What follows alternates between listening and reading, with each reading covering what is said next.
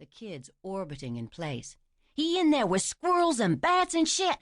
I saw it when I grabbed my baby. Motherfucker's crazy." After a few more pertinent questions, the officers left the woman in the street and ambled into the unremarkable square brick building, whose only ornamentation was a bouquet of blue plastic flowers stuck into the address, atop which several of the ubiquitous cicadas were mating. Back on the street, the young mother raised her voice above the noise to regale gathering neighbors with her eyebrow-raised, neck-snapping rendition of Cherie's run-in with the new neighbor. She'd gotten to the point where she'd grabbed little Cherise out of the crazy motherfucker's arms when 2 quick pops brought the group to sudden silence. Gunshots. From the second floor of the apartment building, everybody turned that way. Little Cherise, her tears dried, looked up at her stunned mother. "Mama, you tell them about the gun that man stuck up his pants." Which was about the time the crazy motherfucker started yelling about hostages. Maggie O'Brien was still securing her medic vest when she opened the door to the command trailer at the corner of Ohio and Wyoming.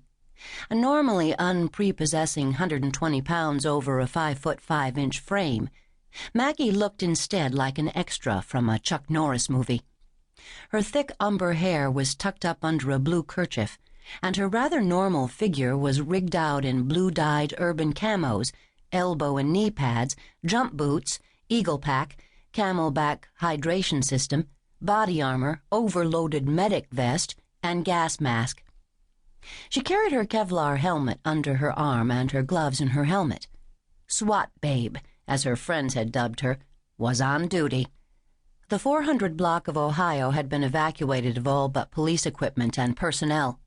2 perimeters had been established, the interior perimeter 2 apartment houses wide, the exterior taking up the entire block. Strobes flashed, radios crackled, uniforms cluttered the street, and a smaller knot of light camouflaged men clustered near the midnight blue trailer Maggie approached, just beyond the interior perimeter. Maggie had been beeped no more than 50 minutes earlier and had joined the rest of the newly minted St. Louis City County Cooperative Special Weapons and Training Team only moments before. It was her 3rd call as the team's tactical emergency medic, the first that was still active by the time the team arrived. The very first in which she'd been called into the trailer. She hoped nobody noticed that her hands were shaking. "You want me, Lou?" she asked, stepping up into a tiny space containing way too many bodies and an overworked air conditioner.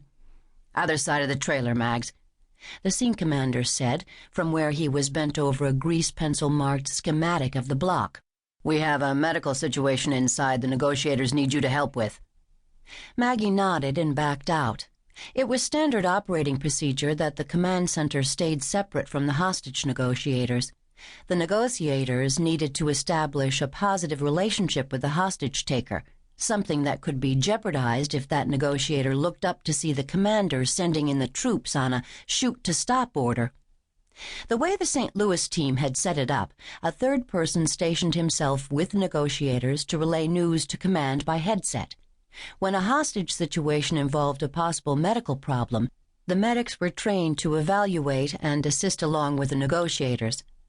So Maggie knocked on the back door of the divided trailer and waited for one of the extraneous personnel to decamp before climbing aboard.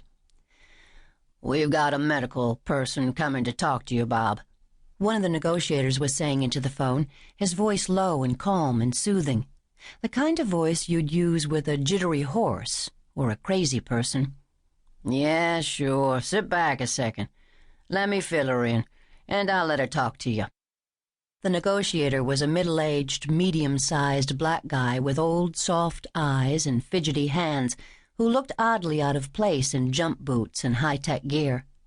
Surreptitiously putting the caller on hold, he turned Maggie's way. "Well, don't you look fine?" He greeted her with a smile. She grinned back. "I look like a click beetle on steroids."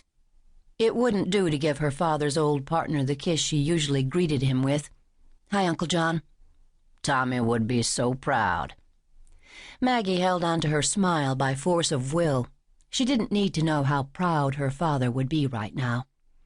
"Oh, shit," the other guy in the trailer moaned. "I just..."